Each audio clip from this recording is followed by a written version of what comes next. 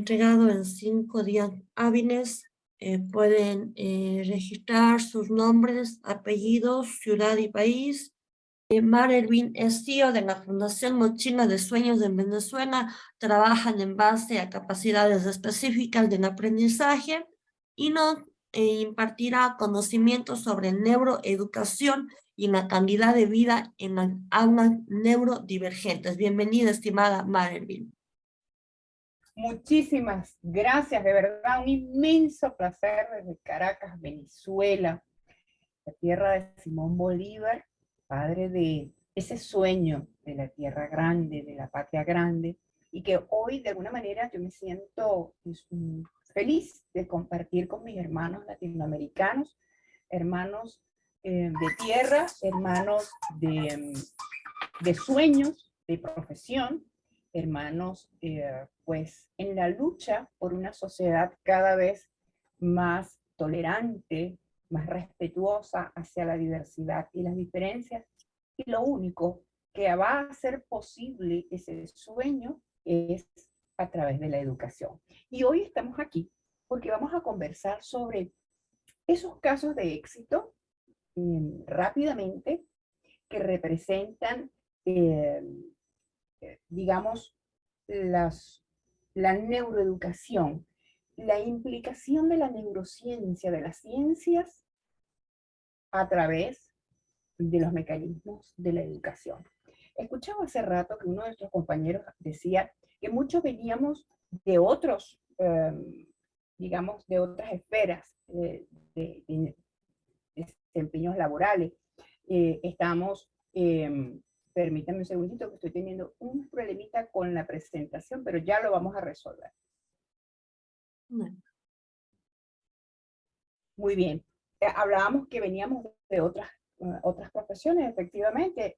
Nosotros en la Fundación Mochila de Sueños Joven Simón, que somos un emprendimiento social, una ONG sin fines de lucro, familiar, nacida de una iniciativa familiar, venimos del área gerencial, venimos del área de la administración, del derecho, pero la pasión por educar, la pasión por formarnos y la pasión por generar nuevas visiones en nuestros jóvenes adolescentes y nuestros niños, pues nos secuestró y aquí estamos. Cuando nosotros hablamos de neuroeducación y neurodiversidad, muchas personas no conocen este término de neurodiversidad, pero sí han oído hablar acerca del autismo. Ya estuvimos escuchando una charla maravillosa, una ponencia maravillosa de las metodologías DUAS extraordinarias, en donde nos hablaron de el autismo. Y hace ratito, cuando vimos la implicación y la aplicación de las nuevas tecnologías, también incluye a estas personas, a esta población que ha sido estigmatizada y diferenciada, porque están dentro de una condición neurobiológica. Así hablamos de TEA, TDAH, las famosas DIS, que son pues estas, viéndolo desde el punto de vista del modelo médico hegemónico, estas alteraciones o trastornos neurobiológicos relacionados con los procesos de aprendizaje. Cuando nosotros vamos a hablar de neuroeducación, tenemos que hacerlo viendo estas tres dimensiones. La neuroeducación per se, la calidad de vida y la neurodiversidad. Y cómo confluyen estas tres áreas en la vida, cómo impactan en la vida de nuestros estudiantes, en la vida de nuestros alumnos, cómo impactan en la vida del docente y cómo impactan en la vida del familiar o del cuidador. Cuando nosotros hablamos de neuroeducación, pues nos referimos a esa transdisciplina que nos arropa en el mundo de las neurociencias, de la psicología, para comprender el comportamiento, las conductas, para comprender la educación y cómo integrar todos estos elementos, estos factores en una sola vivencia, que es la práctica pedagógica, ¿no? Luego tenemos que tener claro que esta neuroeducación, esta transdisciplina, va a satisfacer una necesidad o a resolver un problema, si lo vemos como investigadores sociales. Y es cómo nos va a permitir resolver situaciones que mejoren la calidad de vida de una población objetivo. Vamos a llamarlo así, como si estuviéramos tratando un caso de investigación. Esta población objetivo no es más que nuestros alumnos, tanto los pequeñitos como los grandes olvidados dentro de la neurodiversidad, como son los adolescentes, los jóvenes que están entrando a la universidad, que están llegando en todos nuestros países de Latinoamérica con graves deficiencias, no solamente en sus habilidades cognitivas, sino en sus habilidades no cognitivas. Entonces, esta neuroeducación que nos va a permitir satisfacer, mejorar lo mejor posible esta calidad de vida. ¿Y qué representa la calidad de vida? La calidad de vida representa esa sensación o ese bienestar integral, porque va desde lo interior hacia los factores exteriores, como el mismo hecho de sentirse parte de una sociedad y que sea visible para esa sociedad. Entonces, esa sensación de formar parte mejora la calidad de vida de las personas, esa pertenencia. Y finalmente, tenemos que comprender qué significa neurodiversidad. Y lo primero que debemos saber es que neurodiversidad no es un concepto científico ni es un concepto médico. Es un concepto social, nacido de un paradigma hace ya algunos cuantos añitos, que se sustentó en un postulado de Judith Angler, una sociólogo, mujer con autismo y mamá de una persona con autismo. Creó, pues, dio las primeras bases para este paradigma, que es un modelo constructivista social, y que trata de que las personas vean los trastornos neurológicos como, digamos, no como la enfermedad o como una discapacidad o como una condición de salud, sino lo veamos dentro del paraguas, de ese paraguas, gran paraguas de lo que son las diversidades neurobiológicas. Es decir, que para este paradigma no hay discapacidad o diferencias de salud, sino que hay una diversidad de mentes humanas y de procesamiento de los pensamientos. Entonces, piense cómo se interrelacionan estas tres áreas. Y es importante que lo tengamos claro para poder comprender cómo la neuroeducación va a impactar la calidad de vida de las personas neurodivergentes.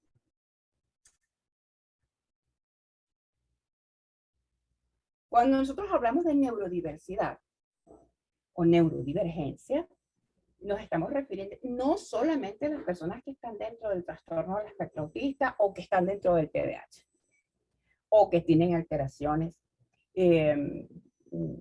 trastornos relacionados con el aprendizaje. No. Hoy en día, muchas otras comunidades se han sumado, por ejemplo, personas que han sufrido algún accidente de tránsito y que por alguna razón han tenido alguna lesión específica sobre el sistema nervioso central y tienen algunas, digamos, situaciones que pudieran clasificarse dentro de la neurodiversidad, también ahora forman parte.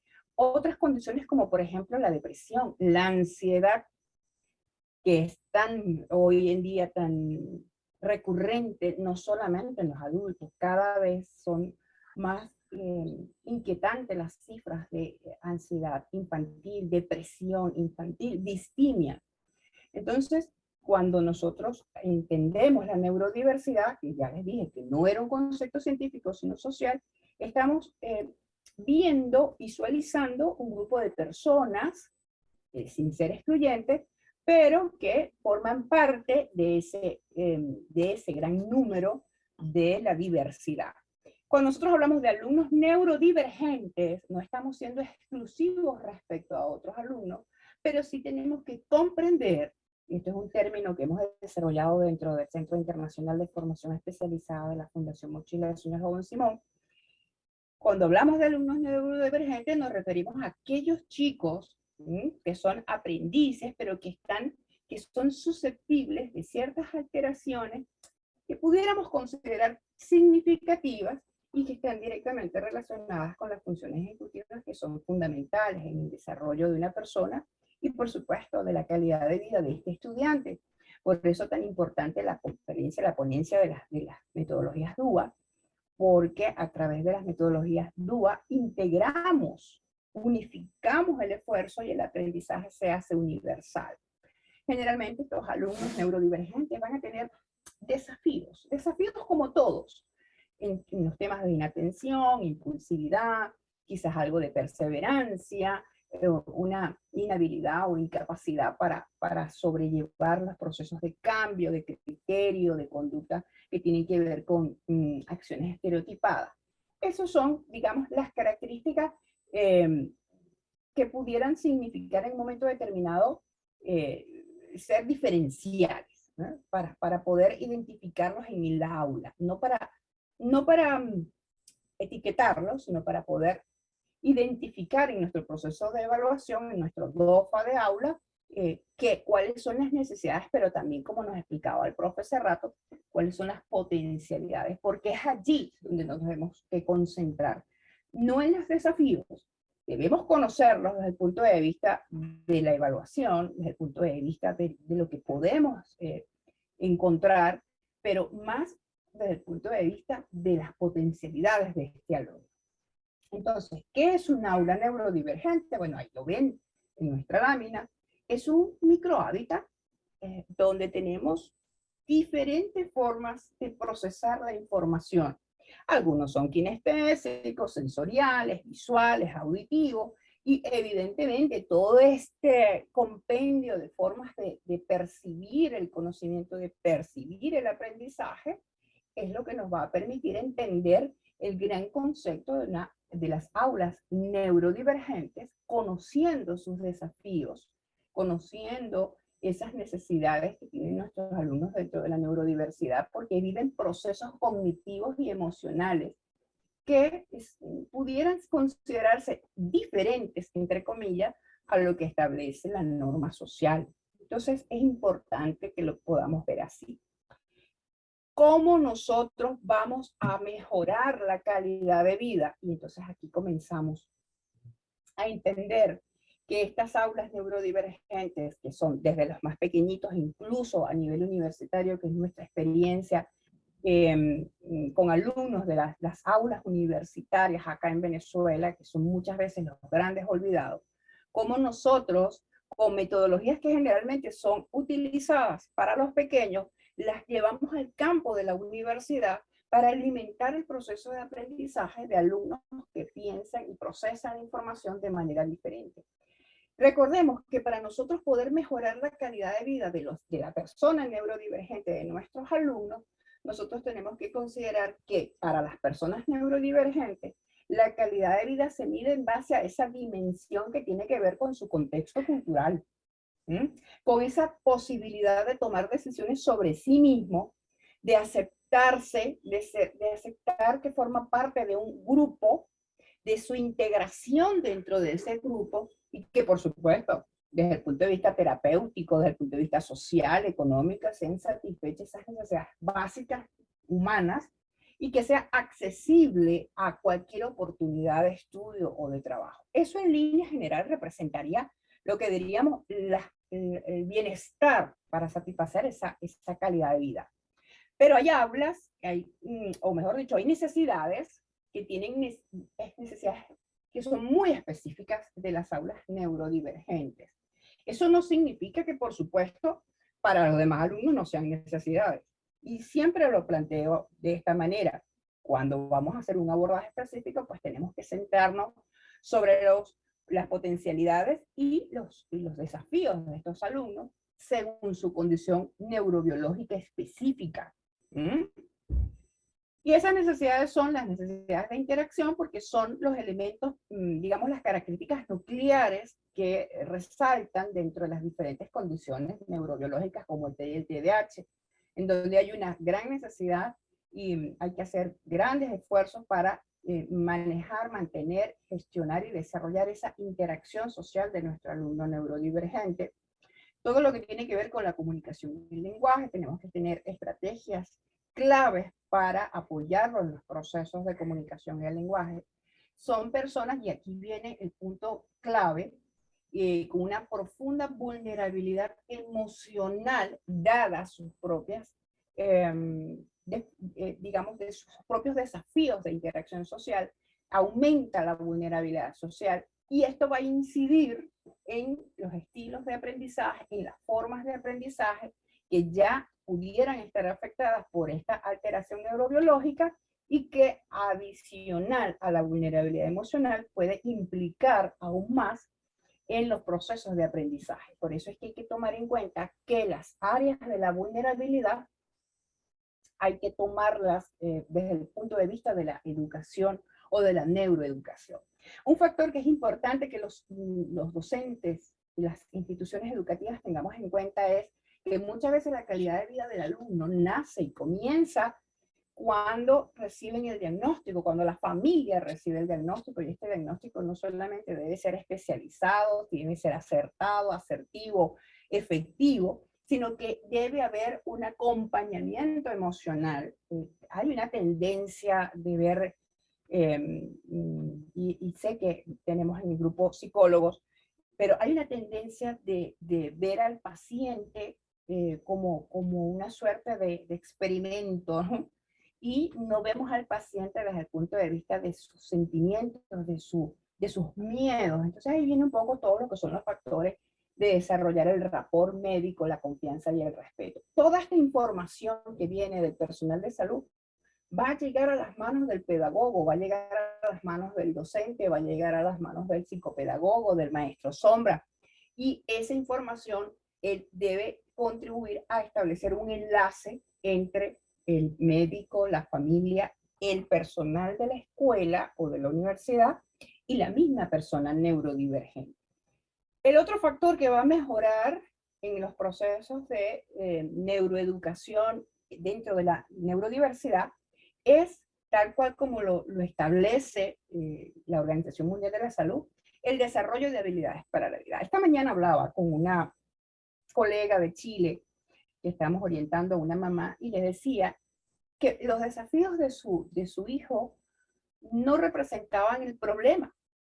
Lo que deberían representar el gran reto era que, independientemente de las condiciones neurobiológicas, pues se trabaje sobre las habilidades para la vida, la autonomía y la productividad de esa persona, que esa persona se sienta parte de una comunidad, independientemente de los impactos o vicisitudes sociales que pueda presentar en el futuro, pero que se sienta parte de una comunidad, se sienta respetado, valorado, pero que todo, sobre todo, tenga autoconciencia, reconocimiento y valoración. Esto va a permitir que las habilidades sociales y las habilidades emocionales van a fortalecer todos los procesos de habilidades cognitivas y no cognitivas. Es decir, es un juego de enseñanza y de aprendizaje, porque las habilidades cognitivas necesitan que las habilidades no cognitivas estén fortalecidas. E igualmente, las habilidades no cognitivas que no tienen que ver, que no están directamente relacionadas con los procesos intelectuales del individuo, pues se van a fortalecer en la medida en que las habilidades cognitivas sean entrenadas de manera eficiente. Y de allí entonces es donde vienen las estrategias de la educación, como son la neuroeducación, las metodologías ágiles, las metodologías inclusivas, que son términos que para muchos de los docentes resultan un poco novedosos, innovadores, pero que son, de hecho, en eso se centran los objetivos de desarrollo de la Agenda 2030, y ha sido una iniciativa de la OMS para que los alumnos, los docentes, centren sus prácticas y sus estrategias clave en el desarrollo de habilidades para la vida, para lograr ese desarrollo psicosocial del estudiante, no solo neurodivergente. En este caso estamos haciendo especificidad sobre los alumnos TEA o los alumnos TDAH, pero es que a la hora de la verdad, y como nos lo decía nuestro profesor en metodologías DUA,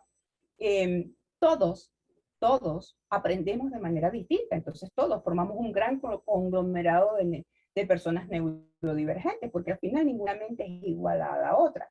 Entonces, digamos que debemos es poner en práctica esos recursos de habilitar, lograr destrezas de las habilidades para la vida. Un alumno eh, consciente de sí mismo, con procesos de autovaloración, de autoaceptación, aunque tenga discapacidad visual, aunque tenga discapacidad motora, sea cual sea su condición o simplemente no tenga ninguna condición de salud, debe primero amarse, reconocerse, y a partir de allí comenzarán los otros procesos cognitivos. De hecho, los países como Suiza, Finlandia, ocupan el tiempo de sus aprendices, los primeros 7 años, más que en procesos de desarrollo cognitivo, lo desarrollan en esas estrategias eh, como la metodología Waldorf, como la metodología Montessori, centran su educación en ese proceso de modelaje de la sensibilidad hacia la naturaleza, el pensamiento creativo, las metodologías STEAM. Vamos a desarrollar habilidades para la vida, inteligencia emocional, que ya viene una próxima charla con relación a eso, y tendremos alumnos potentes, tendremos personas felices y ciudadanos altamente productivos. Entonces yo creo que ese es el secreto, más allá de los temas estratégicos, las claves prácticas, las buenas prácticas, más allá.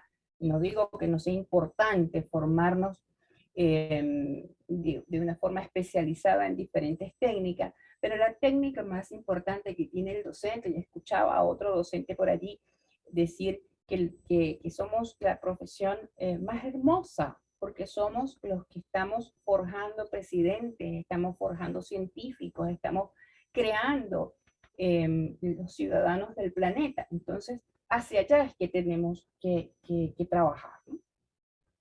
Parte de lo que nos habla dentro de lo que es la incursión de la neurociencia dentro de la educación a través de la neuroeducación es, en el caso de las aulas neurodivergentes, algo que conocemos como la construcción del nicho positivo, y es lo que aplicamos en nuestras aulas de clases neurodivergentes universitarias, y es lo que aplicamos en nuestros grupos de habilidades sociales para la vida, con chicos, jóvenes, incluso preuniversitarios y universitarios, con relación a su desempeño. Entonces, dentro de las estrategias que tenemos en la construcción del nicho positivo, que es la instrucción diferenciada, tenemos estrategias específicas. Y fíjense cómo una conferencia se relaciona con la otra, y a muchos de nosotros no nos conocemos. Dentro de las estrategias tenemos el conocimiento de sus fortalezas. Los chicos deben conocer sus fortalezas, no sus debilidades, no sus desafíos. Deben conocer sus fortalezas. Deben tener modelos positivos para imitar. Debemos implementar las tecnologías de apoyo y de diseño universal. Para aquellos lugares en donde la tecnología es un poco más completa, pues recurrir, como nos decía el profe, uno de los profes, a experimentos sencillos, la parte sensorial es fundamental en el desarrollo neuroeducativo de nuestros aprendices. Entonces, mejorar esos recursos humanos que le rodean. También es importante no solo trabajar el desarrollo de la inteligencia emocional en los jóvenes, sino también hay que trabajar a los recursos humanos que lo rodean, mejorar los canales de comunicación, mejorar las estrategias de aprendizaje basadas en el yo puedo lograr porque soy capaz de, es decir, basadas en esas fortalezas, las aspiraciones profesionales, o sea, visualizarlos hacia el presente inmediato como personas útiles de su país, del planeta, y por supuesto tomar en cuenta, sí, evidentemente, las modificaciones estructurales y ambientales que favorezcan, de acuerdo a las características que tenemos dentro de la neurodiversidad, pues una mayor posibilidades de comprensión de los conceptos aprendidos, ¿no? Una de las cosas que a mí me encanta conversar es que la estrategia para motivar o la estrategia de aprendizaje a la que nos hace referencia la neuroeducación son las estrategias de motivar. Ya hemos tenido experiencias maravillosas. Nosotros tenemos de referente a un Simón Rodríguez, nuestro primer maestro de nuestro padre libertador Simón Bolívar, y ya él hablaba de la necesidad de experienciar la vida, experienciar el aprendizaje, vivenciarlo, aprender debajo de una hamaca, tocar la tierra, oler, eso es aprender, y a través de la naturaleza llegar a la ciencia, ¿no? Entonces, las estrategias para motivar no solamente a los alumnos, a nuestros hijos, no podemos separar, como se los coloco allí, no podemos separar lo emocional de lo cognitivo, y eso nos lo dice un maestro como Jesús Guillén. En los factores que van a intervenir en este proceso neuroeducativo, pues es el alumno neurodivergente, y por supuesto es fundamental sumar a la familia, a los educadores, a los futuros empleadores y las otras relaciones familiares. Bueno, dentro de las personas de éxito tan conocida como Pablo Pineda, que es un hombre con Down, con síndrome de Down, y que se ha convertido en un referente para las personas con discapacidad, porque él habla sobre la autovaloración como un factor primordial para los chicos, y en eso se fundamenta la neuroeducación, en fortalecer la autoestima y fortalecer la inteligencia emocional de todos los factores que hacen vida dentro del proceso de enseñanza-aprendizaje. No sé cómo están mis tiempos, creo que ya estoy pasadita de tiempo, no sé si me puedes indicar. Sí, mi estimada. Le rogaría de favor si puede adquirir usted una grabación de Zoom de la continuidad y eso le podemos adjuntar al congreso que va a haber mañana como pregrabado. ¿Le parece bien? Perfecto, no hay ningún problema. De todas maneras, bueno, finalmente quería comentarles que además de la clase, además del caso práctico, quería comentarles a todos que el mayor caso práctico que puedo hablarles acerca de la importancia de la neuroeducación en los alumnos y aprendices lo tengo en mi persona, en mí. Yo soy una mujer neurodivergente, tengo autismo grado 1, tengo 55 años y soy la prueba viviente de las bondades de la neuroeducación en la vida de un estudiante, en la vida de una persona que ha sido diagnosticada con una condición neurobiológica. Así que, además de nuestra experiencia de la Fundación en universidades y colegios, la mayor experiencia de vida es la mía. Muchísimas gracias, Emily, a todos nuestros compañeros en el Congreso por esta oportunidad maravillosa. Un beso grande, grande, grande y un abrazo latinoamericano desde Caracas, Venezuela. Gracias, mi estimada.